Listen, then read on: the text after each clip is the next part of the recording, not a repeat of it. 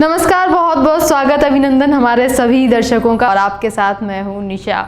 और दोस्तों, इस कार्यक्रम के हर एपिसोड में हम लेकर आते हैं आपकी कुछ समस्याएं और उनका समाधान। और जैसा कि हर बार हर एपिसोड में हम कोशिश करते हैं आपकी समस्याओं का समाधान करने की।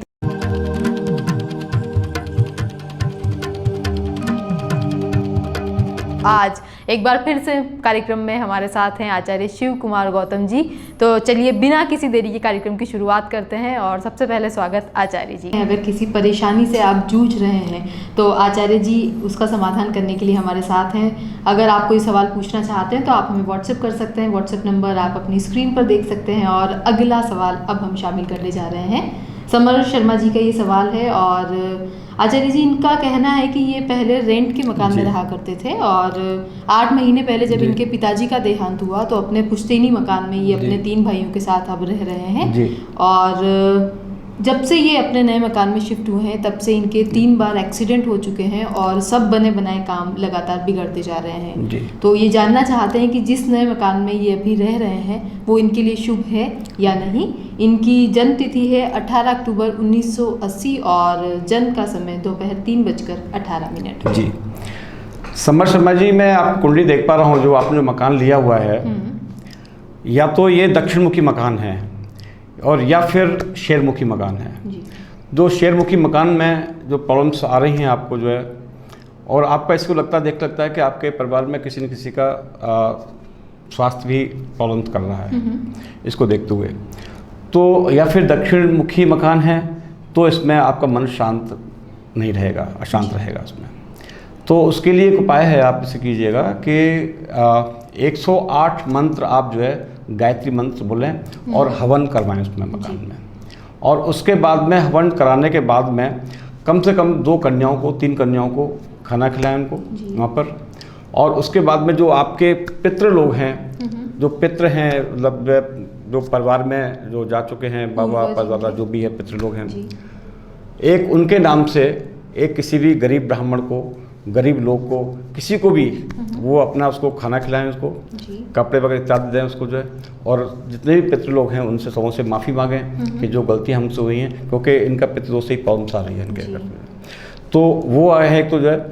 उसके अलावा आप जो है डेली गंगा जल लें पूजा के टाइम और पूरे घर में उसको छिड़क दें, मतलब जहाँ भी अपन रह रहे हैं उसमें। और ये मुश्किल से 2 महीने बाद में आपका जो है सब कुछ नॉर्मल हो जाएगा, कोई इशू नहीं रहेगा इनके साथ में। और ये कार्य कराएं, 100% उनको फ़ायदा हुआ उससे जी। सर जी, अगला सवाल ले लेते हैं कार्यक्रम का। और ये जो सवाल हमें भेजा है ये है संध्या मेहता जी।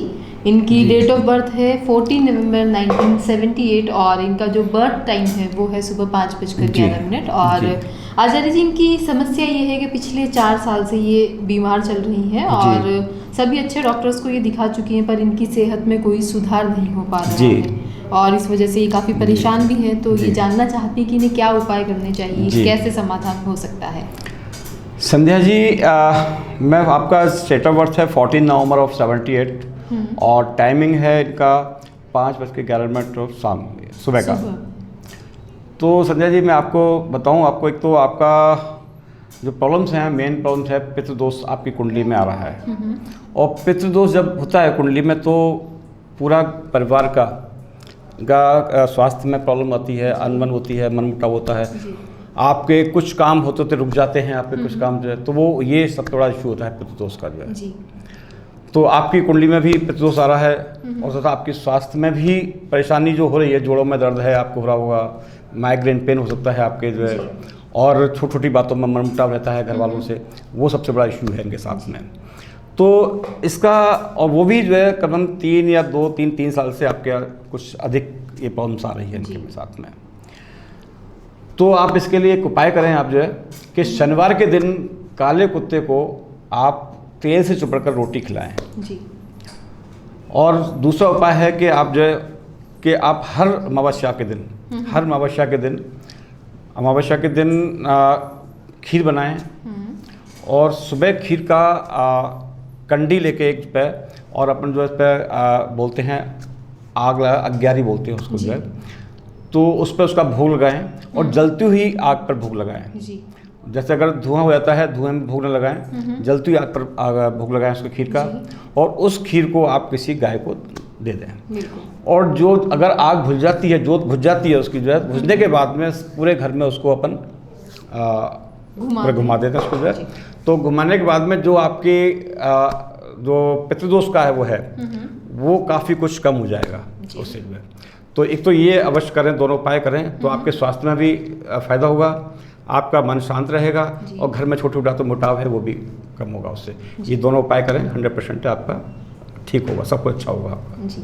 तो संध्या जी उपाय आपको आचार्य जी ने बताया और हम यही कामना करते हैं कि आप सेहतमंद रहें और जल्द से जल्द आपकी सभी बीमारियों का अंत हो।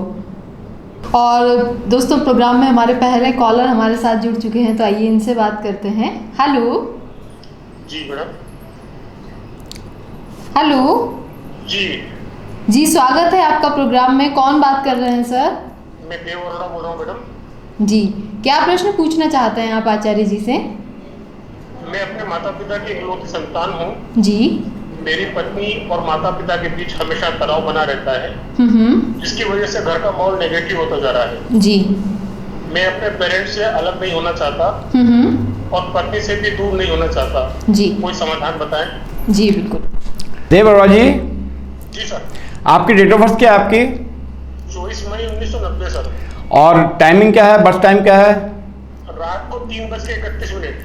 अच्छा, तो देवरा जी आपकी जो समस्या है वास्तव में जायज़ समझता है कि हम पत्नी को भी उस केस में ही छोड़ सकते हैं और अपने पेरेंट्स को भी छोड़ सकते हैं। बिल्कुल सही है, आपका सोचना बिल्कुल ठीक है।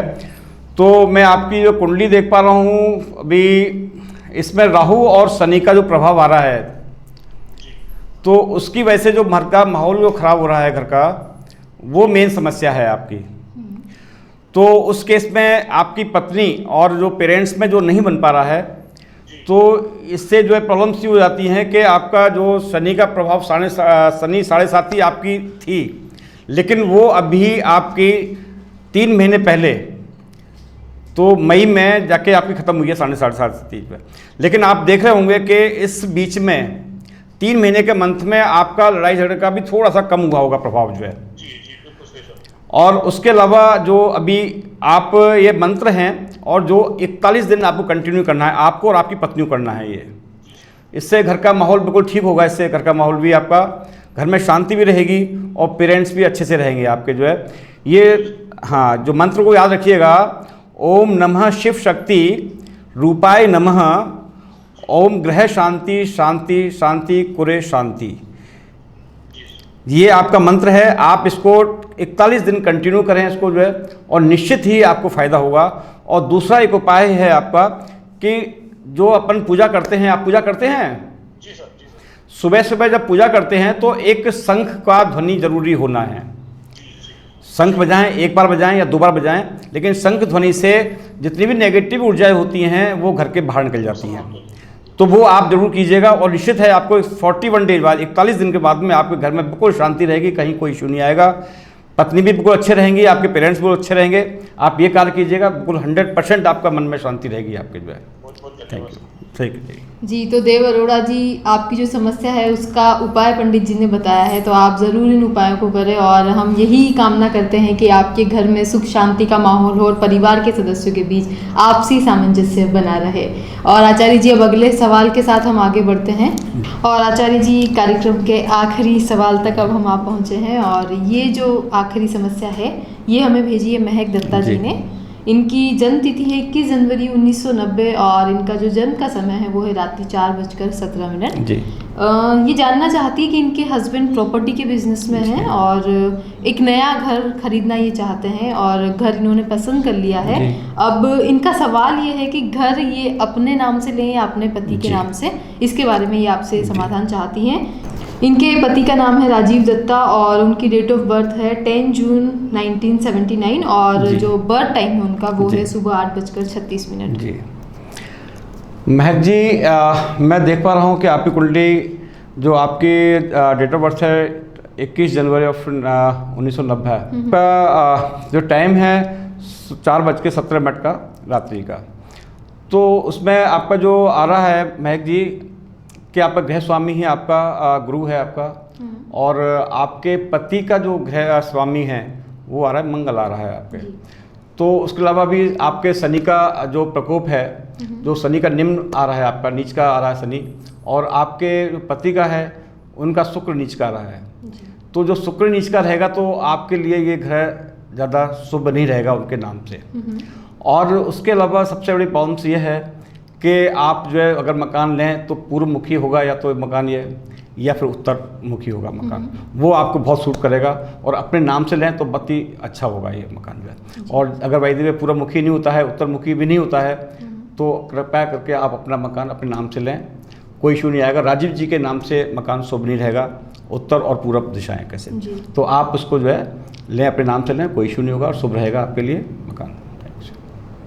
तो महक जी, आचार्य जी ने बताया आपको समाधान, और आपको अपने नए मकान के लिए बहुत बहुत शुभकामनाएं। और इसके साथ ही दोस्तों हम ये कहना चाहते हैं कि अगर आप भी किसी समस्या से, किसी परेशानी से घिरे हुए हैं तो आप भी हमें व्हाट्सएप कर सकते हैं, मैसेज कर सकते हैं और अपनी समस्या का समाधान जान सकते हैं आचार्य शिव कुमार गौतम। इसके साथ ही आचार्य जी, कार्यक्रम की अब आखिरी पड़ाव पर ही हम आ गए हैं, तो आज कार्यक्रम का सफर बस इतना ही। और आपने हमारे दर्शकों के लिए वक्त निकाला, हमसे जुड़े, इतने अच्छे समाधान बताए, उसके लिए आपका बहुत बहुत धन्यवाद। तो दोस्तों आज के कार्यक्रम में बस इतना ही। अगले एपिसोड में आपसे फिर मुलाकात होगी कुछ नए सवाल और उनके जवाबों के साथ। तब तक के लिए बने रहिए हमारे साथ। और हाँ, चलते चलते फिर आपको याद दिला दें कि चैनल को लाइक करना, शेयर करना और सब्सक्राइब करना ना भूलिएगा। इजाज़त दीजिए निशा को, नमस्कार।